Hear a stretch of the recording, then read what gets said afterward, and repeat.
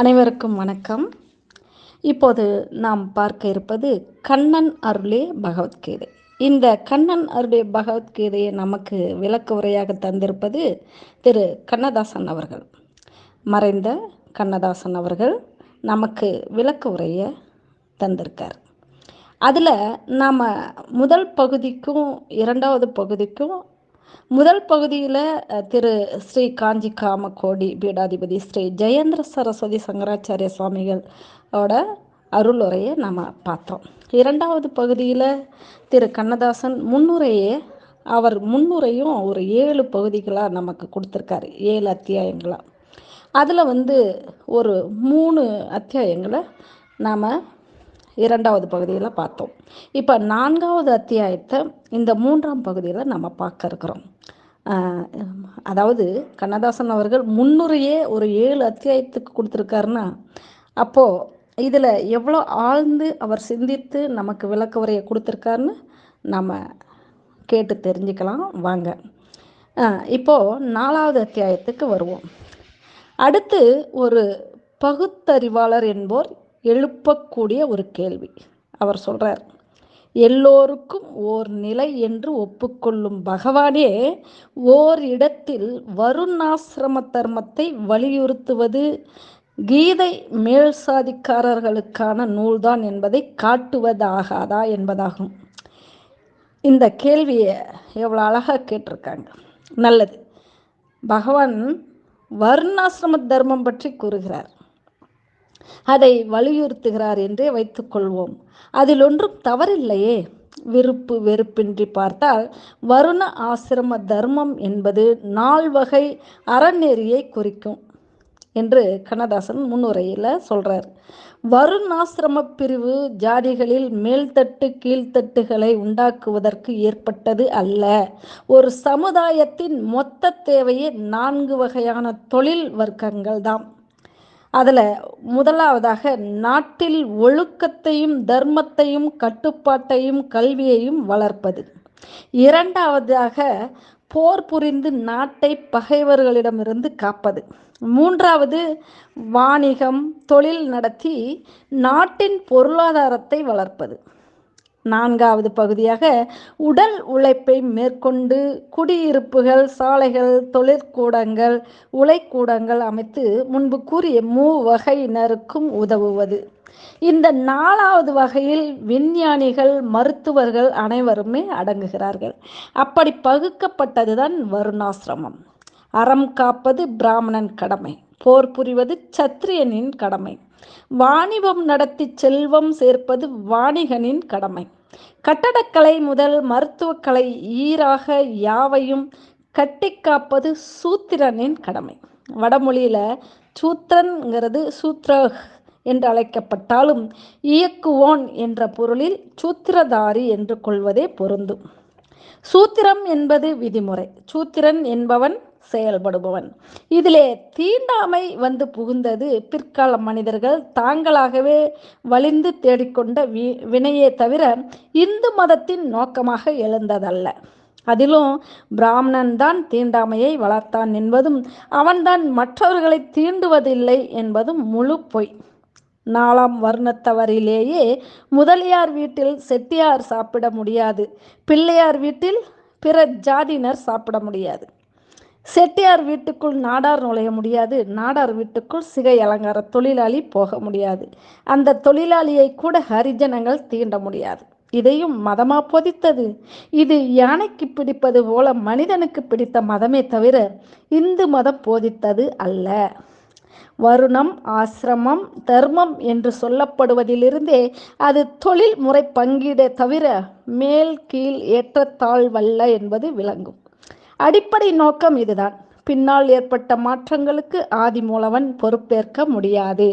ஆகவே பகவான் சொல்லும் வருணாசிரம தர்மம் எல்லோரும் ஒப்புக்கொள்ளக்கூடிய அறநெறிக்கும் உட்பட்டதே. காஞ்சி பெரியவர்கள் கூட பிராமணர்கள் பதவி தேடி அலைவதை கண்டித்திருக்கிறார். காஞ்சி பெரியவர்கள் கூட பிராமணர்கள் பதவி தேடி அலைவதை கண்டித்திருக்கிறார். பிராமணன் வேத நெறியை பின்பற்றி யாசகம் வாங்கி சாப்பிடுவதுதான் அறநெறி என்று கூறியுள்ளார். இன்று காலம் மாறிவிட்டது. எல்லோரும் எல்லா தொழிலும் செய்கிறோம். இதில் தவறில்லையே. சொல்லப்போனால் தேவையும் கூட. ஆனால் இந்து மதத்தின் நேர்மையான நோக்கத்துக்கு மாசு கற்பிக்க இன்றைய சூழ்நிலையை உதாரணமாக எடுத்துக்கொள்ளக்கூடாது. அன்றைய சமுதாய அமைப்பின்படி வருணாசிரம தர்மமே செம்மையான தர்மம் என்று கண்ணதாசன் முன்னுரையில் சொல்றார். பகவத்கீதை வெறும் ஆத்ம விசார நூல்தான் என்றும் லோகாயத தத்துவத்துக்கோ லௌகீக வாழ்க்கைக்கோ அது சம்பந்தமற்றது என்றும் சொல்லக்கூடியவர்கள் சிலர் உண்டு. அவர்கள் கீதையை முழுதும் படித்தறியாதவர்கள். பூமியில் எப்படி வாழ்வது, எதை சாப்பிடுவது, எப்போது தூங்குவது என்பதிலிருந்து எந்த நேரத்தில் மரணம் அடைவது நல்லது என்பது வரை பகவான் இதிலே விளக்குகிறார். உலகத்தில் உள்ள தத்துவ ஞானிகள் மனிதர்கள் எத்தனை வகை என்று அறுதியிட்டு சொன்னதில்லை.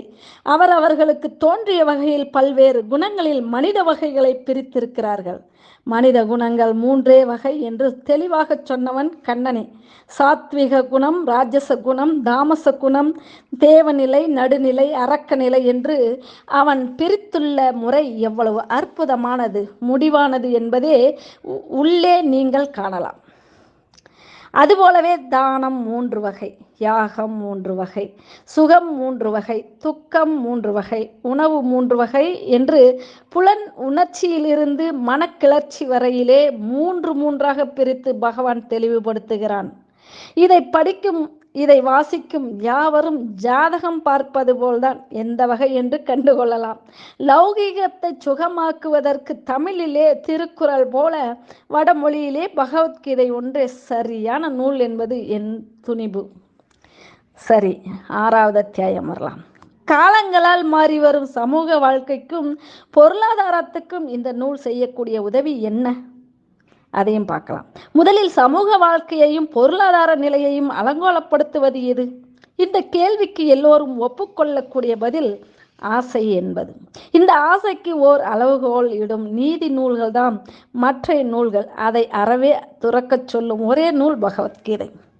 பிற வேதங்களிலும் அந்த தத்துவம் உண்டு என்றாலும் பற்றற்று நிற்பதன் சுகத்தையும் லாபத்தையும் மெய்சிலிர்க்க விவரிப்பது பகவத்கீதை. இளம் பருவத்தினருக்கு அது புரிவது கடினம். ஆனால் அவர்கள் குடும்ப வாழ்க்கையில் நுழைந்த பிற்பாடு நாளாக புரிந்து கொள்ளக்கூடியது இதே தத்துவம்தான். வயது முதிர்ந்த நிலையிலே இந்த தத்துவத்தின் முழு நியாயம் புரிந்துவிடும். 20 வயது இளைஞனிடம் போய் ஆசையை துறந்துவிடு என்று நவில்வது பயனற்றது. அது தேவையற்றதும் கூட. சமூக வாழ்க்கையிலும் பொருளாதாரத்திலும் சிக்கி தடுமாறிய பின்னால்தான் இந்த கப்பலின் சுகம் தெரியும். ஞானம் என்பது அறிவு, விஞ்ஞானம் என்பது அனுபவ உணர்வு. இளமையில் ஞானத்தால் பெற முடியாத பக்குவத்தை எவனும் முதுமையில் விஞ்ஞானத்தால் பெறுகிறான். ஆகவே பட்டு கெட்டு தட்டு தடுமாறியவனை கரை சேர்ப்பது ஒன்றையே நோக்கமாக கொண்டது பகவத்கீதை. பொருளாதார புள்ளி விவரங்களை சொல்வது பகவானின் வேலை அல்ல. அதன் மூலத்தையும் முடிவையும் காட்டுவதே அவன் பணி. அது இதிலே செம்மையாக செய்யப்பட்டிருக்கிறது. சொல்லப்போனால் எல்லோர் இடத்தும் சமநோக்கு என்று பகவான் சொல்வது சோசலிச பொருளாதாரத்தையே குறிக்கும். பிரபுத்துவ அமைப்பு காலத்திலே, அதாவது பிரபுத்துவ அமைப்பு காலத்திலே எல்லா காலங்களுக்கும் பொருந்தக்கூடிய பொது உடைமை வாழ்க்கை சிந்தனை பகவானால் இதில் சொல்லப்பட்டிருக்கிறது என்றாலும் தவறாகாது. சரி, கீதையில் வடிவத்தை பற்றி ஒரு விளக்கம் பார்க்கலாமா? இதில் முதல் 4 அத்தியாயங்களில் ஆத்மா, சரீரம், கர்மயோகம், கர்ம சந்நியாசம் இந்த 2 விஷயங்கள் மாறி மாறி சொல்லப்பட்டிருக்கின்றன. சில இடங்களில் சில ஸ்லோகங்கள் ஒன்றுக்கொன்று முரண்பாடாகவும் தோற்றமளிக்கின்றன. அவை முரண்பாடுகள் அல்ல என்று சில தத்துவ ஞான விளக்கங்களை ஒரு சில உரையாசிரியர்கள் கூறியுள்ளார்கள்.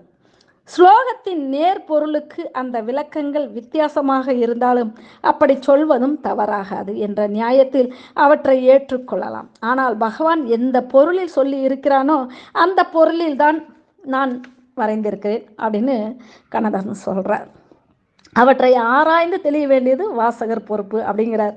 நம்மளுடைய பொறுப்பு இது. இதை நான் வாசிக்கிறேன்னா கேட்குற உங்களுடைய பொறுப்பு இது. பெரும்பாலும் எல்லா உரையாசிரியர்களும் என்ன சொன்னார்களோ அதையே தான் முதல் 3-4 அத்தியாயங்களில் என் நடையில் அப்படியே சொல்லியிருக்கிறேன். காரணம், சிற்றறிவு படைத்த நாம் ஒரு மாபெரிய தத்துவத்தில் கை வைக்கிறோம் என்ற பயமும் ஜாக்கிரதையுமே அதற்கு காரணம். ஆனால் அடுத்தடுத்து நான் பகவானுடன் இரண்டர கலந்து விட்டது போல் தோன்றியதால் ஓரளவு சொந்த உவமைகளையும் விரிவுரைகளையும் கையாண்டிருக்கிறேன் என்று கண்ணதாசன் முன்னுரையில் சொல்கிறார். எந்த விஷயங்கள் கவிதையாக எழுதுவதற்கு சுவையானவையோ அந்த விஷயங்களை கவிதையிலேயே வரைந்திருக்கிறேன்.